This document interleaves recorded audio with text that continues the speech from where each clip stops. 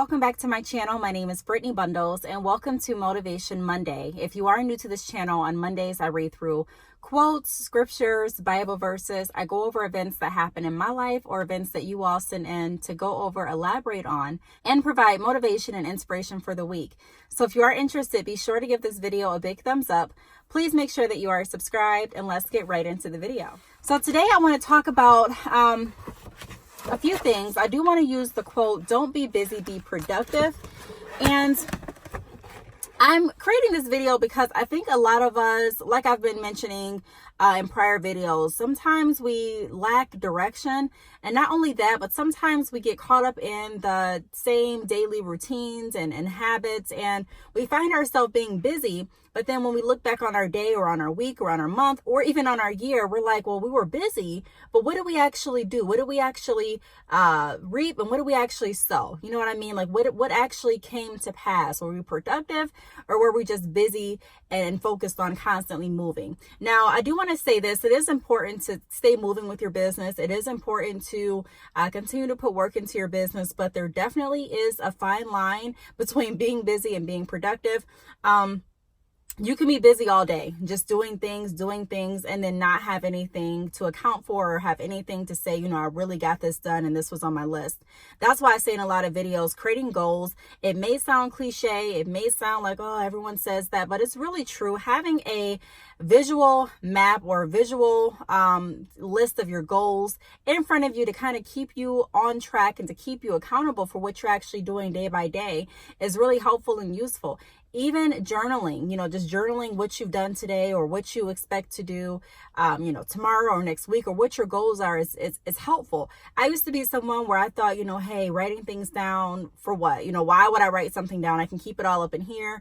And I tried writing things down. I really tried to sit down and focus. And I can tell you that really helps me be able to create a plan for my week and be able to stick to that. If I have different tasks that I need to get done, then I need to make sure that I'm planning and organizing my week so that all of those tasks can fit in. So that at the end of the week, I was busy, but I was also productive because I got what was on my agenda completed. I got that done.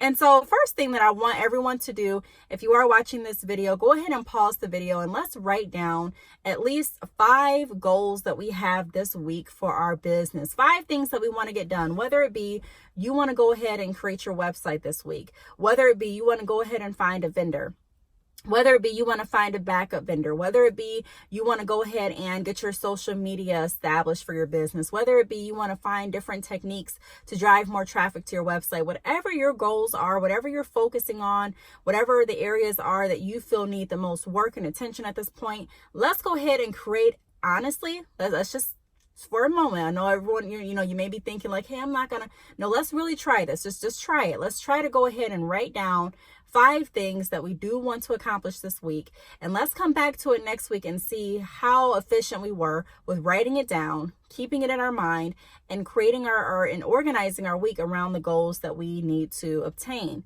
So that's the first thing I challenge everyone to do, is go ahead and create a list of what you need to get done this week. It's the same as when you're going into work. Your job has different tasks and agendas, or a lot of jobs have different tasks and agendas that need to be done by a certain period of time to keep the business running efficiently. And so, like I always say, there's nothing wrong with working a 9-to-5. There's nothing wrong with being an entrepreneur, being a parent, being working at a 9-to-5 job, being in sports, doing you can do so many different things. You don't have to specifically be, just devoted to one aspect of your life. However, if you're putting this much energy and, this much time, and if you're actually, making plans for your work week, don't cheat yourself. Don't cheat yourself when it comes to your business. Businesses close all the time. Businesses go out of business all the time. Businesses downsize all the time. And like I say in so many videos, just because everything is coasting along right now, just because you're like, hey, I really don't need any extra income right now, you may not need it right now. but you always want to make sure that you're setting yourself up. So just in case anything happens, you always have another means of income to rely on. And you want to start planting those seeds when you don't necessarily need them the most. You know what I mean? The time that I used to always say this when I first came on YouTube and when I first started creating my Facebook, the time to go ahead and get in hustle mode or grind mode is not necessarily when you need to, but it's ahead of time, so that when you do hit a roadblock or when you do come into a situation where, one of your streams of income have closed, you still have another lane to hop into, and you're not solely dependent on just one source. So the second thing that I want to go over is determine what you can do in your current situation, and let's be creative on how we can move forward and add more value. So even if you're in a position and you're like, hey, I don't know what I can do at this point. I really don't have too much money generating. I don't really know what else I can do. I feel like I've done everything that I can possibly do. So for me to create my list, it's kind of challenging. I don't know what else to do. I want to challenge everyone to look at what you have and figure out what you can do with the resources and tools that you have in front of you. It's kind of like the show Naked and Afraid. I used to love watching that show. And pretty much, if you are not familiar with Naked and Afraid, you take two people and you put them in the jungle or the wilderness, and they pretty much have to use the resources that they have in communication and their prior knowledge to navigate and to make it through the allotted time and the obstacles that come along with being in the wilderness. And so it's kind of like that with entrepreneurship as well. Looking at the tools that we already have, looking at the platforms that we already have, and figuring out what we can do to provide the most value, and figuring out what we can actually do to continue to move our business forward. A common misconception is that you need a lot of money to run a business, and that's not true at all. You don't need a lot of money. You don't have to invest everything that you own into your dreams. Of course, it does take, I would say it takes some money to make money, but it's also very true that you can still do what you can with what you have. If you're at a point and you're like, I have, just social media accounts and they're free, then I'm going to take advantage of the social media accounts I have. And I'm going to make sure that I come up with different plans and be creative on how I can bring more attention to my Instagram or to my Facebook, to gain more exposure and also to gain more sales. And so, let's really determine where we are. Let's take a step back and let's look at the overall picture. Sometimes you have to take yourself out of your business, meaning, mentally. So sometimes I look at Bad Chick Hair at an aspect of my customers. I don't just look at it from the internal portion, looking, outwards, but sometimes I just kind of step back and I go to my website and I look around and I try to act as if I'm a customer. How would I feel if this? Like same kind of analogy of put yourself in someone else's shoes. I try to do that. And obviously, I'm biased to it because it's my website. I still challenge myself to come at it with an unbiased look, an unbiased opinion. And I still seek and I'm open to information and corrective criticism and things that can help me grow. So be open to that and don't just close your mind down if you're at a point where you don't really have the income that you feel you need to sustain your business. But look at other ways that you can still sustain your business without spending any extra money.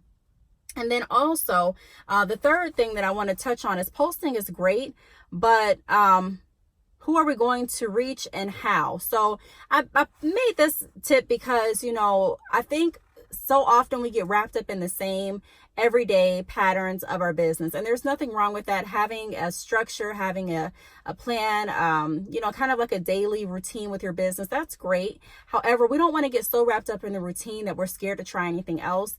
If you're posting, that's great. That's great. But we also have to figure out, okay, I've been posting every day. I'm posting this many times a day. I'm not really receiving any traffic still. I'm not getting any sales at this point. So let's go ahead and see what else we can do to incorporate more traffic. Now, like I say, a lot of times a big misconception that business owners have is that you're doing something wrong if you don't receive an order. It doesn't mean that you're doing anything wrong. A lot of times it does just take time. However, we're not just focused on the sale, but we're actually focused on driving progress. So if we're noticing that we're posting, I'm not saying stop your posting, but we also want to see, okay, what can we do to add more value? What can we do to get more people to go to our website? Are we posting the, good pictures? Are we actually saying things below our pictures that are going to get people not just to click the like button, but to actually take that step further and go to the website?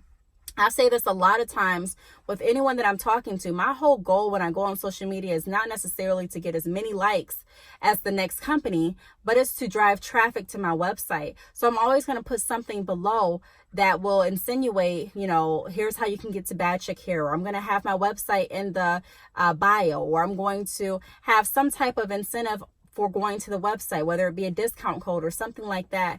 So keep in mind that yes, likes, those are very important.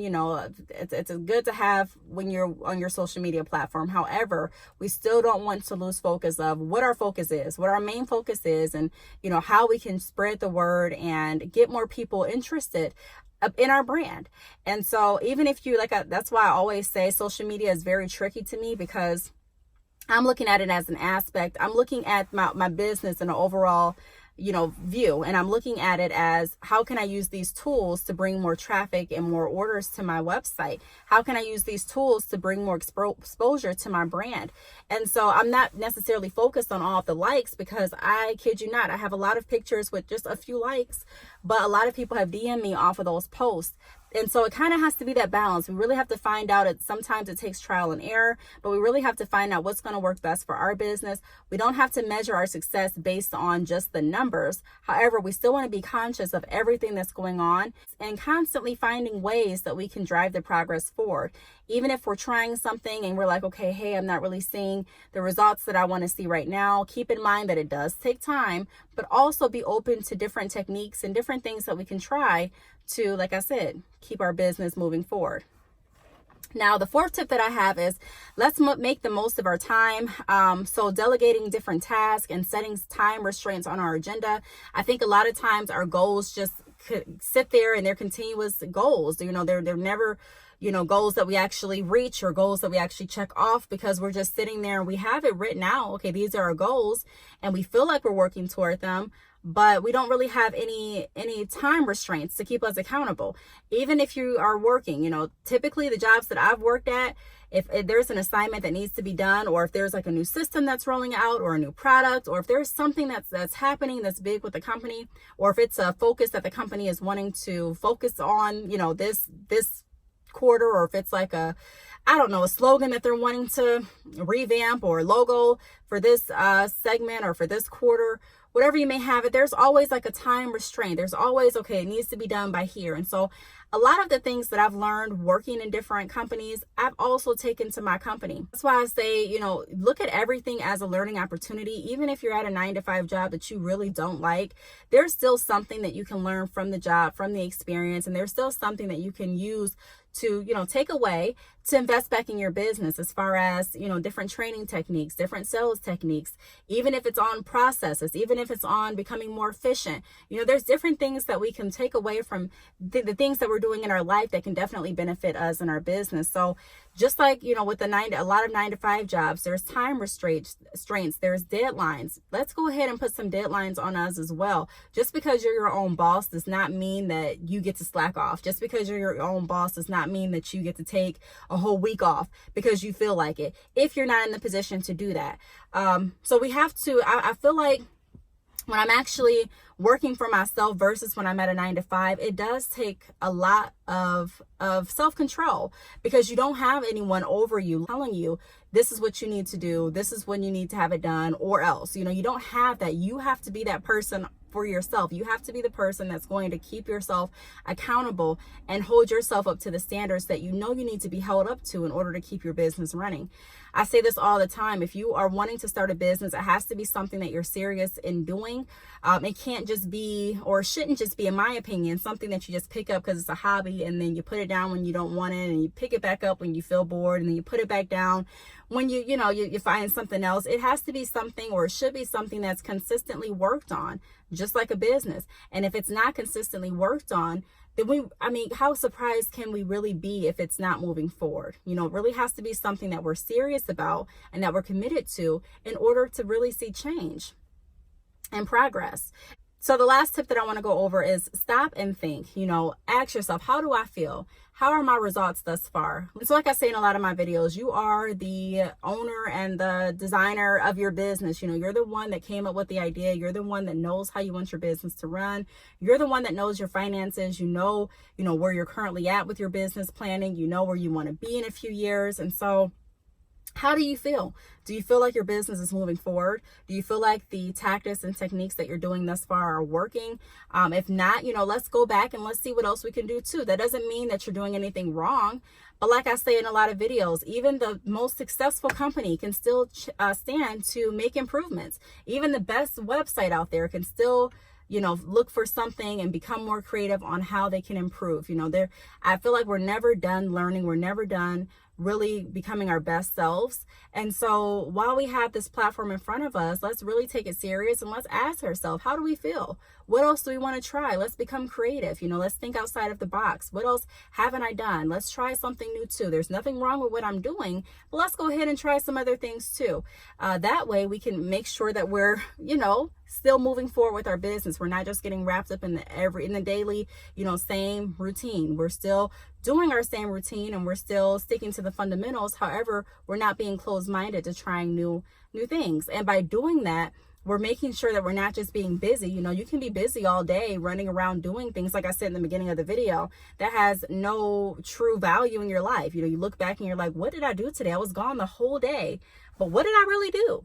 And so we really have to make sure that we're structuring our time, that we're writing it down. I recommend writing it down, that we're actually keeping ourselves accountable for what we're doing so that we're not just busy, but we're actually productive. And before I go, I do want to, if any of you, if you're going to take the challenge and actually write down what your goals are for this week, and you're going to stick to the task of being productive and not just busy.